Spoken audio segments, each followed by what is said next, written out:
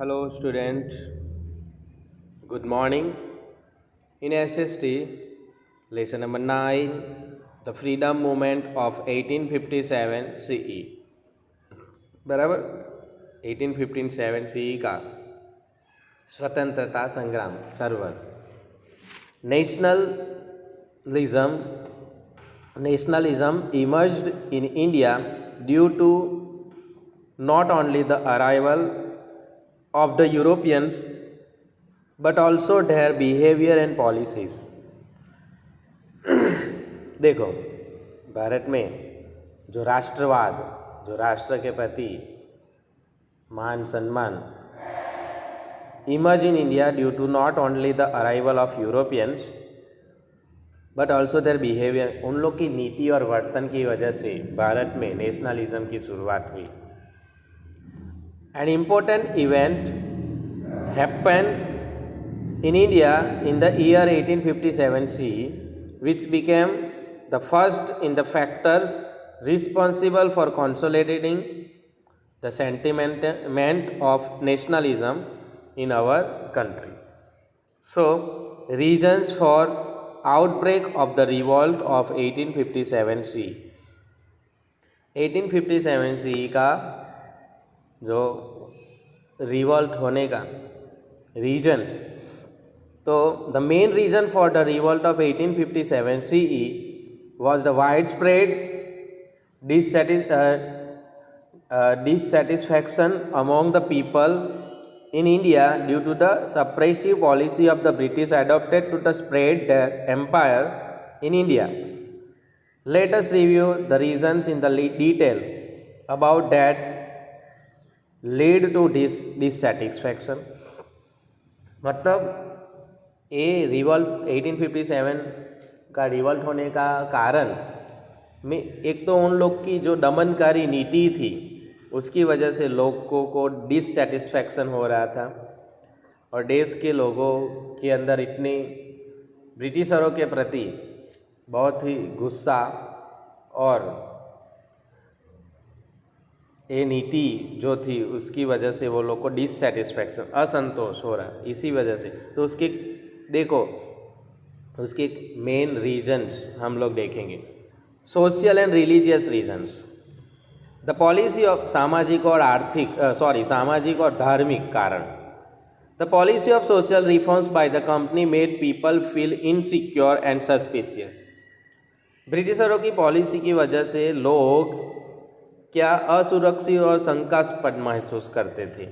They felt that the government was trying to convert them the Christianity and destroy the Indian culture and religious forever. वो ऐसा मानते थे कि हम लोग को वो क्रिश्चियन बना देंगे और हमारे भारतीय संस्कृति और धार्मिकता को ख़त्म कर देंगे. People believe that the Indian social system was deliberately undermined in the railways, jails and military.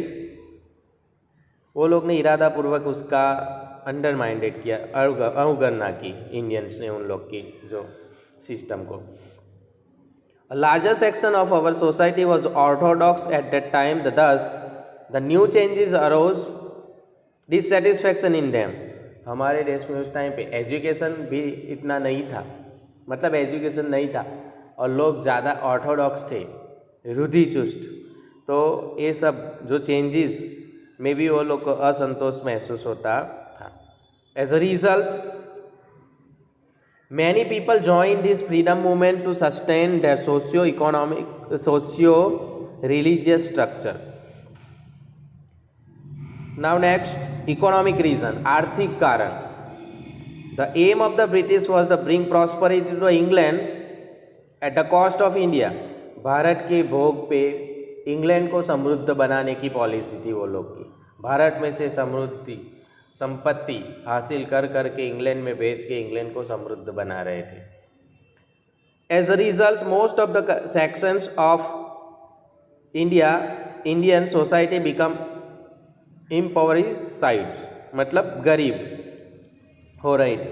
The landlords and the peasants having lost their lands participated in the revolt. जो जमींदार खेदूत, वो लोग जिसने अपनी ज़मीन घुमा दी, वो लोग भी रिवॉल्ट में जुड़े, बराबर। वो लोग ने अपनी पॉलिसी के, ब्रिटिशरों ने अपनी पॉलिसी के मुताबिक उनको पायमाल कर दिया। पॉलिटिकल रीजन, राजनीतिक कारण।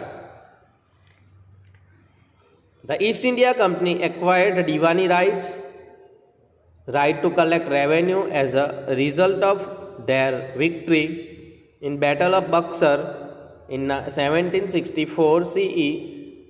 This was followed by an aggressive policy of expansion with the help of subsidiary alliance, doctrine of lapse, policy of annexation and diplomacy.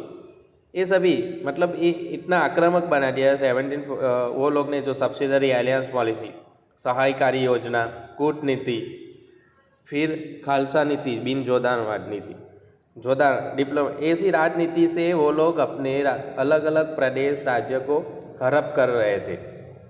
तो Rani Lakshmibai of the Jhansi and Raja Kunwar Singh of Bihar who were among the few of the victims of this policies, ये लोग ये सब policy के victims बने थे, annexation policy. Join the revolt, और वो लोग ने इसी वजह से रिवॉल्ट ज्वाइन किया, तो रीगेन देयर टेरिटरीज, अपने प्रदेश को वापस प्राप्त करने के लिए revolt join. Landlords and peasants who had lost their lands to join their revolts. Okay, military reason, the number of British rulers and soldiers was very less in a vast country like India. देखो हमारे Indian, the ratio of the soldiers, Indian soldiers to British soldiers were approximately 6:1 in the, मतलब के 6 के सामने हमारा सिर्फ एक military. The higher post in the military were reserve for the British, ऊंची पोस्ट पे ब्रिटिशर को रखते थे और हम लोग को नीचे की पोस्ट में। तब opportunity of promotion was very limited for the Indian soldiers को प्रमोशन नहीं दिया जाता था। And there was a big difference between the salary of an Indian soldiers and British soldiers. British soldier Indian soldier में salary का बहुत ही ज़्यादा difference, बहुत ही कम सैलरी में हमको मतलब इंडियंस को रखते थे, एंड ब्रिटिशर्स को बहुत ज़्यादा सैलरी दिया जाता। वो उसके बाद ए वाला points, a reason, military reason का आधा पैराग्राफ हम लोग कल नेक्स्ट लेसन में करेंगे। ओके।